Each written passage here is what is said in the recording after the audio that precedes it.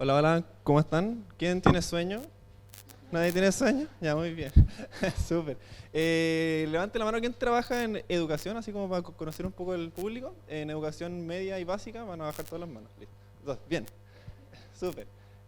Bueno, la presentación se llama Visualización de datos para la gestión de escuelas vulnerables, un trabajo que estamos trabajando junto con Gabriela Warner y José Concha, que son nuestros dos diseñadores. ¿Cómo parte toda esta historia? No parte, ahí parte.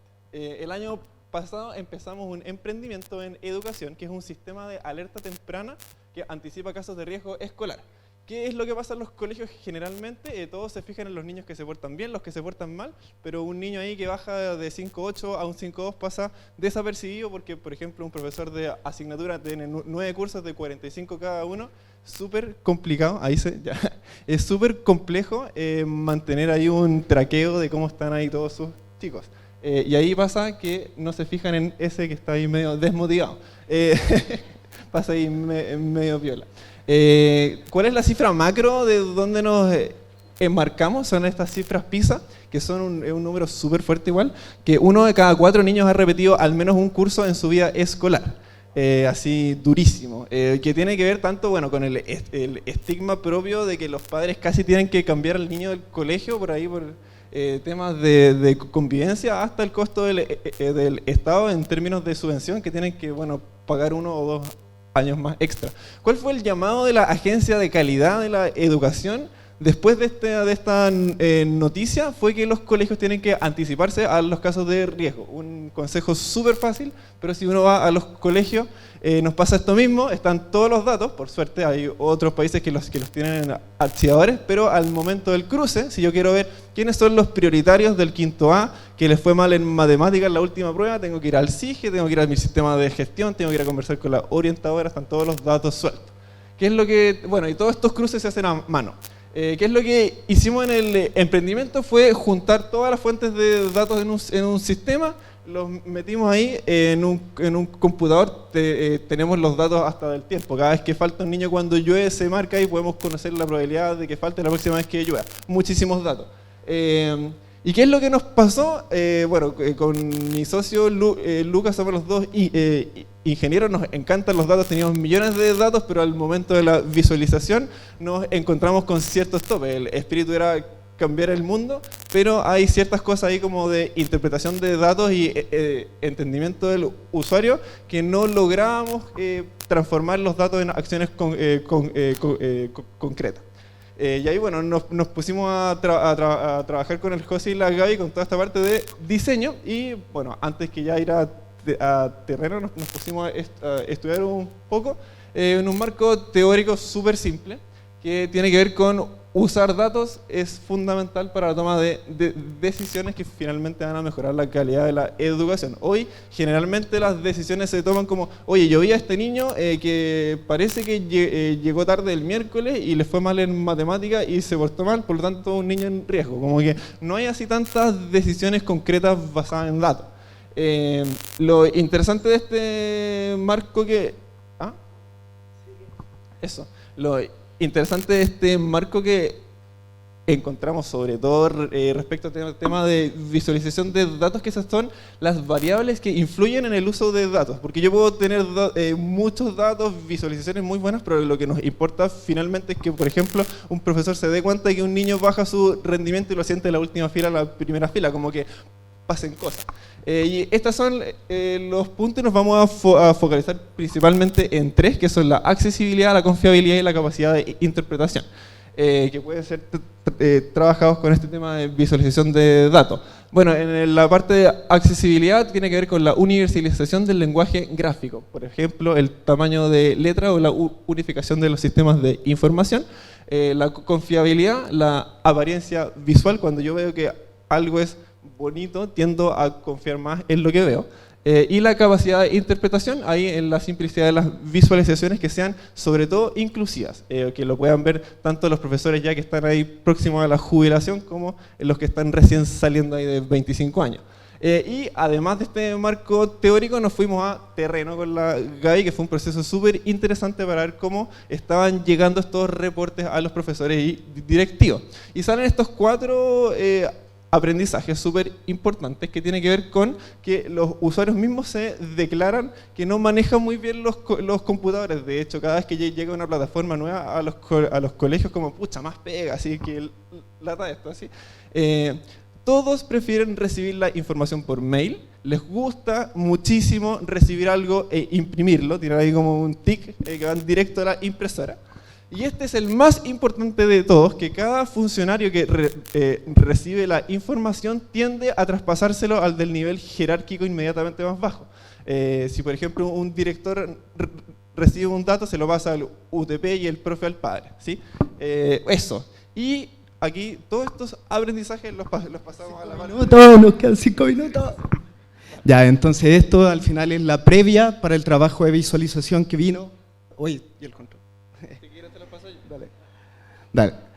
La generación de las visualizaciones. Entonces, ¿qué pasó cuando yo recibí las visualizaciones? Todo lo que cuenta en SEBA, bueno, hay varios informes, pero como tenemos 5 minutos, vamos a hablar solo del reporte de asistencia. Entonces, el reporte de asistencia era el siguiente. Esto es actualmente lo que se le envía a los colegios a través de correo electrónico, porque el usuario no quiere ni loguearse ni recordar una contraseña. Entonces, se habla de colegios, niveles, cursos, repitentes, días, tiempo. ¿Qué pasaba con esto? Este informe iba dirigido a un equipo de gestión, director UTP e inspector. ¿Qué pasaba con esto? Que según el perfil, acá estaba toda la data mezclada. Entonces teníamos datos macro, por ejemplo, decirle al inspector que en el colegio había un 94% que... ¿Cuál es el puntero aquí? ¿Este? Ya. Que aquí hay un dato, un número abajo. ¿Pero qué es ese dato? O sea, el inspector, después estaba el tema de los niveles. ¿Quién se hace cargo de los niveles? Había en general, ¿qué es esto del tiempo, por ejemplo?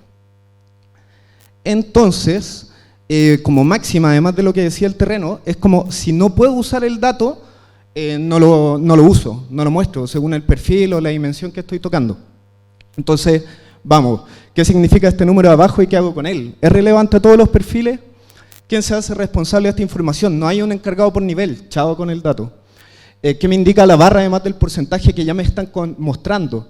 Entonces, en algunos muestro porcentaje de actividad positivo y en algunos muestro esto mismo como la data ascendente, pero respecto a la repitencia, negativo. Entonces, todo esto es útil, pero ¿por dónde empiezo a mejorar la asistencia?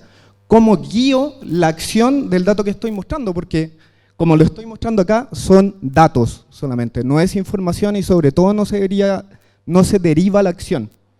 Entonces, puede que le sirva otro perfil. Por ejemplo, el gráfico de asistencia, no era relevante para el inspector, pero por ejemplo, si agarramos este mismo dato y se lo presentamos en un contexto, un sostenedor, el sostenedor es la evolución matrícula de los años 2017 al 2018. De partida ya tenemos un comparable porque necesitamos saber, ok, estamos bien, el 2017 teníamos 337 en la matrícula, el 2018 ¿cómo vamos? ¿Lo estamos haciendo mejor o peor? ¿Cómo es la deserción?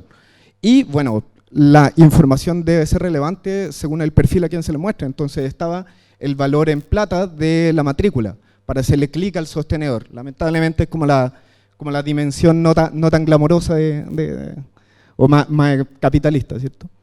Entonces, puede que sirva en otro momento. El consolidado de asistencia a la fecha del año 2018 respecto al 2017 tenía que ver no con el informe periódico. Era como no con el informe periódico, sino que hacer memoria para fin de año. Entonces, de nuevo, ¿lo estamos haciendo mejor o peor? Bueno, y quedaron todos estos. Y estos, aún así, no me permitían explicarle narrativamente este informe a un profesor. O sea, no tenía un uso. Yo como director no puedo narrarle esta visualización a un profesor para explicarle qué pasa con su curso. Tengo los cursos, tengo los repitentes, tengo los días y el tiempo, pero los días de qué, el tiempo de qué. Entonces esto se redujo a lo voy a adelantar rápido, no voy a contar la historia, se redujo a una estructura de narrativa que sí pudiera explicar respecto a la dimensión que lo estábamos usando y el tiempo donde estábamos mostrando. Entonces acá yo puedo decir del dato, el primero A tiene baja asistencia, 88, el 85 es pésimo, acá el profe entiende, tiene 5 alumnos en riesgo, falta más el miércoles, y si llueve, porque faltan todos. Aquí si hace frío puede que falte el 40% del curso. Entonces unificamos todos los porcentajes y fuimos, acá se ve uno marcado porque es para decir por dónde empiezo. Ok, yo para mejorar la asistencia tengo que empezar a mejorar la asistencia los miércoles y tengo que preocuparme también de adecuar las salas para o buscar soluciones, a lo mejor los alumnos viven lejos y todo. Entonces, ¿qué me permite esto? Además de replantear toda la visualización para hacer un discurso narrativo coherente, esto, bueno, y esta es la realidad de los colegios que lo tenían que imprimir en blanco y negro. Se ve bien en la impresión, acá nos está jodiendo la proyección, que unificamos también todos los colores. ¿Por qué? Porque antes teníamos como matrices de muchos colores, que cuando lo estábamos haciendo lo fuimos a imprimir, solo había tinta negra y no se entendía nada. Toda la matriz estaba marcada con la misma jerarquía. Entonces, cuando nosotros logramos bajar esto, nosotros también bajamos como la narrativa, algo que yo podría preguntar. Si yo lo puedo explicar el gráfico narrativamente, yo también podría tener como un kimchebot, o podría tener un bot al que yo le podría preguntar eso. ¿Cuál es el curso con la asistencia más baja del colegio? El primero A tiene 88%, que es lo mismo que íbamos viendo en el gráfico. Entonces tengo una circular entre la narrativa y tengo una circular entre el gráfico. Y eso. A ver. Gracias.